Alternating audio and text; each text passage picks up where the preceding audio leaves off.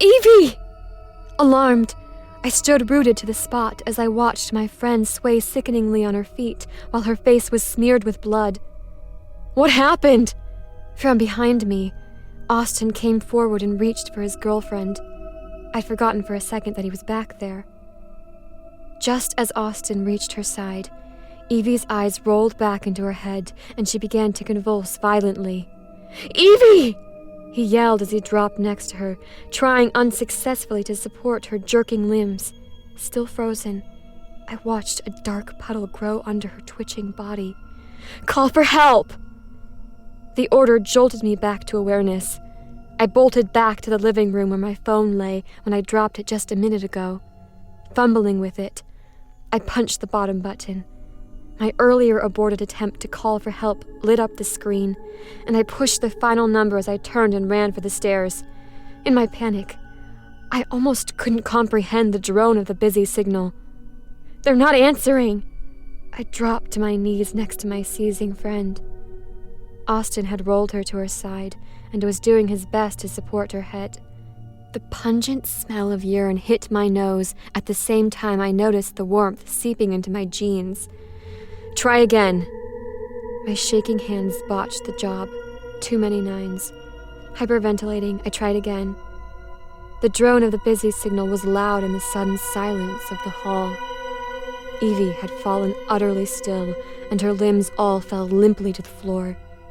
The only sounds were my harsh breathing and the frustrating buzz from the phone. Evie? Austin gently rolled her onto her back. Evie, can you hear me? I looked at the chalky complexion of my friend.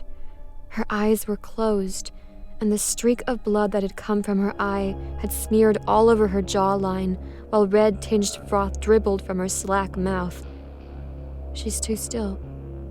I said the last observation out loud as I leaned in closer to her chest. Evie?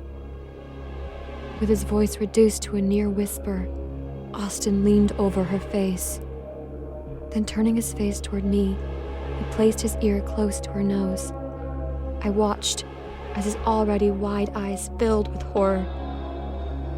I don't think she's breathing. What? It came out as a shriek. Grabbing one of Evie's limp hands, I felt her wrist, looking for a pulse, but I couldn't find one. No, no, no, no, no, no. I chanted under my breath as I dialed the phone again. Screaming in frustration, I threw the useless phone away from me, and even from the far end of the hall, the busy signal mocked me. We need to give her CPR. Austin looked shell-shocked as he lightly patted Evie's blood-stained face. But hearing my suggestion, he nodded determinedly and tilted her head into what I hoped was the right position. It had been a few years since my obligatory high school first aid class, and I prayed silently that I remembered it correctly as I clambered into position. I waited for Austin to pinch her nose and blow into her mouth before starting compressions. Beneath my hands, her body still felt alarmingly hot. Somewhere in my fourth set of compressions, I felt the sickening crack of a rib giving way under the force of my hands. Bile rose up the back of my throat, but I forced it back. I didn't have time for any of that now. Clinging to the faint memory of the first aid instructor telling the class that broken ribs were to be expected when giving CPR, and hoping that it meant I was doing this right, I kept going. I kept going until sweat dripped into my eyes and my arms burned with effort. I kept going even when sobs started to steal my breath.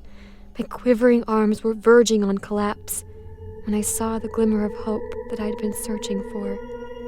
In my peripheral vision, I saw one of Evie's fingers twitch. There! I gasped at Austin, who turned his grim gaze in the direction I was looking. I knew the moment he saw it too because an incredulous grin spread across his face. Evie, can you hear me? We watched as the finger twitched again, followed by the flexing of her whole hand. Evie? Leaning down, Austin pressed his ear close to her nose again. I still can't tell if she's breathing. He looked at me with a question in his brown eyes.